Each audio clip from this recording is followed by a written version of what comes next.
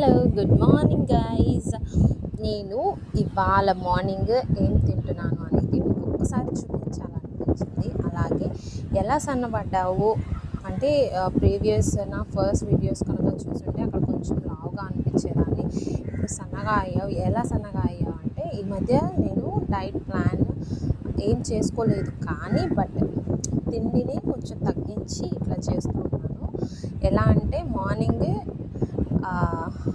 Breakfast come dinner lunch అనమాట. ఇది చూస్తారా, ఇది ఒక కప్ రైస్, ఒక చపాతి, ఒక ఆమ్లెట్ అండ్ పచ్చడి.